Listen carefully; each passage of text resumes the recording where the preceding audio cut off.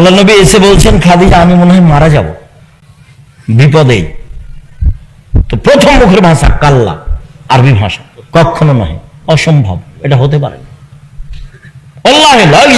আল্লাহর কসম, আল্লাহকে অপমান, আল্লাহ আপনাকে অপমান করবেন না। এক নম্বর কারণ আপনি সদাচরণ করেন। এই ছেলে, আল্লাহ মুহাম্মদ সাল্লাল্লাহু আলাইহি ওয়াসাল্লাম অপমান করবেন না কেন? খাদিজা কি বলছেন রাদিয়াল্লাহু আনহা, আপনি কি করেন? সদাচরণ করেন, এই জন্য আল্লাহ আপনাকে অপমান করবেন। তাহলে স্ত্রী কি বলবে চিন্তা করবেন না, টেনশন ভোগ করেন না যেন। এমনি তো আপনার প্রেসার আছে, আরে কিছু না, এগুলো মিটে যাবে ইনশাল্লাহ, চিন্তা করেন না, মিটে যাবে, এগুলো চিন্তা করিয়েন না, ইনশাল্লাহ এগুলো ঠিক হয়ে যাবে। প্রত্যেক সমস্যার সাথে সমাধান থাকে। এত আপনার মাথা ব্যথা কেন? এগুলো কে বলবে? স্ত্রী বলবে। এরপরে বলছে চলেন একটা বড় মানুষের সাথে আপনাকে একটু দেখে নিয়ে আস। পরিস্থিতিতে ওরাকে নওয়াফলের কাছে নিয়ে যাবেন, নিয়ে যে বলবেন, চাচা আপনার ভাইয়ের ছেলেকে দেখুন তো, ঘটনা কি? কি খবর মোহাম্মদ, ঘটনা কি? এই ঘটনা, আমি গাড়ি হিরাই বসেছিলাম, এই ঘটেছে। ও আরে সে তো নামুস, সে তো জিবরাইল, এলাকার লোক তো তোমাকে বের করে দিবে। এটা হলো দ্বিতীয় কথা। প্রথম কথা হলো ও জিবরাইল, দ্বিতীয় কথা কি? এলাকার লোক বের করে দিবে। তখন আল্লাহ রাসূল বলছেন, অমুখে জিয়া, এলাকার লোক বের করে দিবে, এটা হয় কি করে? এলাকার লোক আমার মতো ভদ্র মানুষ জীবনে দেখেনি কোনোদিন, তারা আমাকে আলামিন বলে ডাকে। আমার খালা, ফুফু, চাচি, দাদা, চাচারা আমাকে অন্ধভাবে ভালোবাসে।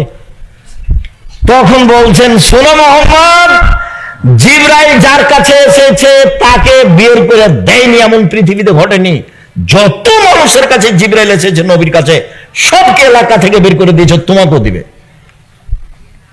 তবে যদি আমি থাকি তোমার সহযোগিতা করব। বড় মানুষের কাছে নিয়ে এসেছেন কে? খাদিজা, স্ত্রী নিয়ে এসেছে। আপনি আমার দিনী বোন, স্বামীকে হতাশা করবেন না, তার পাশে থাকবেন। আরেক মিনিট, কথা বলছেন নাকি? এই মেয়ে, কথা বলছো কেন? আরেক মিনিট খেয়াল করেন, আপনাকে বলছি। হুদায়বিয়ার যুদ্ধে গেছেন, হুদায়বিয়া সন্ধি করে ফিরে আসছেন, কাবা ঘরে ঢুকবেন না। আরে 1-1.5 কিলোমিটার আছে, তাহলে কাবা ঘর। আল্লাহ রাসূল বলছেন যাব না, ফিরে যাব। তখন উমর বলছেন, আপনি সত্য নবী নন? হ্যাঁ আমি সত্য নবী। ইসলাম ধর্ম সত্য নয়? হ্যাঁ ইসলাম ধর্ম সত্য। আপনি বলেননি কাবা ঘরে ঢুকবো? হ্যাঁ আমি বলেছি কাবা ঘরে ঢুকবো, তবে এবছরই ঢুকবো, এ কথা বলিনি। চুপ। আবু বকর সিদ্দিকের কাছে গিয়ে বলছেন, আবু বকর সিদ্দিক, ইসলাম ধর্ম সত্য ধর্ম নয়? হ্যাঁ সত্য ধর্ম। মুহাম্মদ সত্য নবী নন? হ্যাঁ মুহাম্মদ সত্য নবী। মুহাম্মদ সাল্লাল্লাহু আলাইহি ওয়াসাল্লাম বলেননি যে এবছর কাবা ঘরে ঢুকবো? হ্যাঁ বলেছেন কাবা ঘরে ঢুকবো, তবে এবছরে ঢুকবো, এই কথা বলেননি। আবু বকর সিদ্দিকের কথাতে আর রাসূলের কথাতে একটা অক্ষরের কমবেশ নেই। ফিরে যাবেন না। তখন বলছেন সাহাবীরা, শোনো, গরু জবাই করে দাও, ভিতরে যাব না, মাথা নেড়ে করে দাও। গরু জবাই করে দাও, কুরবানি, মাথা নেড়ে করে দাও, কাবা ঘরে ঢুকবো না।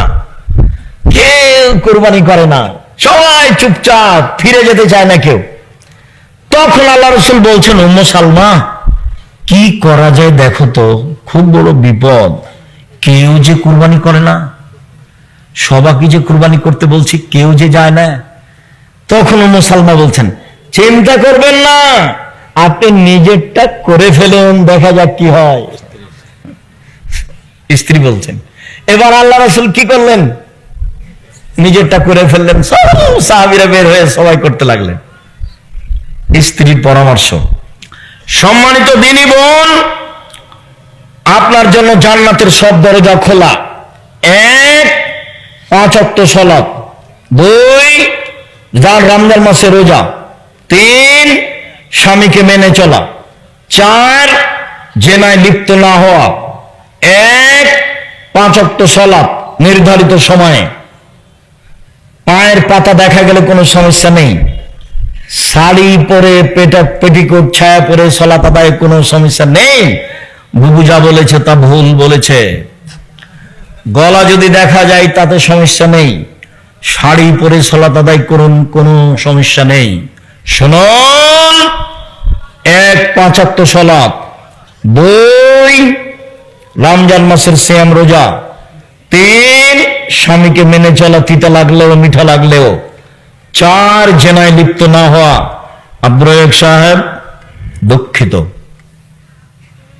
এখন কান্নাকাটি করি, জেনা একদিন ঘটেছে, চিন্তা করবেন না।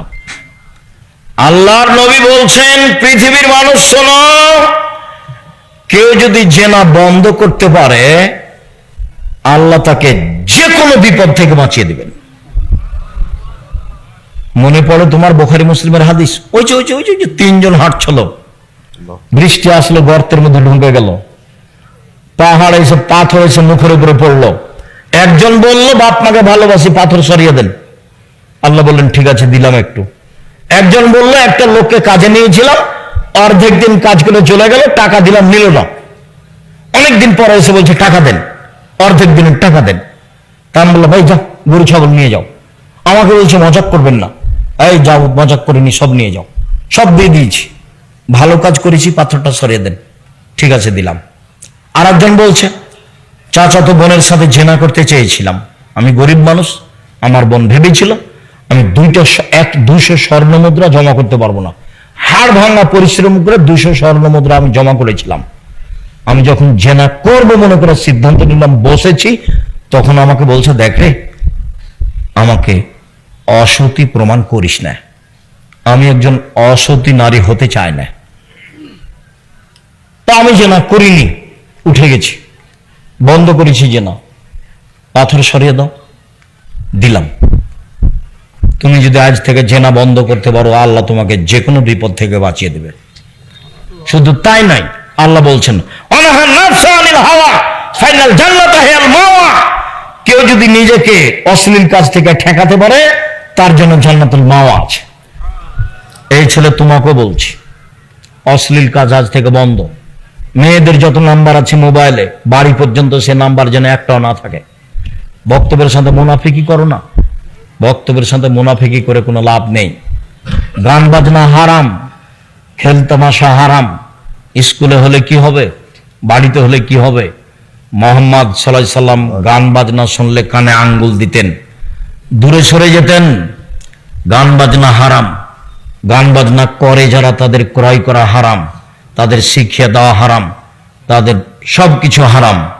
আল্লাহ নবী বলেছেন, ইন্নাল্লাহ হারামাল খামরা ওয়াল মাইসির ওয়াল কুবা, মদ হারাম, জুয়া হারাম, ডুবি তবলা হারাম, ঢোক ঢাল হারাম, ঢোল ঢাক হারাম, গান বাজনা হারাম, বাদ্যযন্ত্র হারাম, দোতারা সেতারা বাজনা সব কিছু হারাম। যত গান বাজনা বাদ্যযন্ত্র আছে সব হারাম।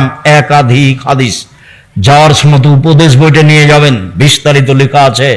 সম্মানিত দিনী ভাই বোন, জরুরি কথা, 7, 6, 7 নভেম্বর সম্মেলন আপনার কাছের প্রতিষ্ঠানে।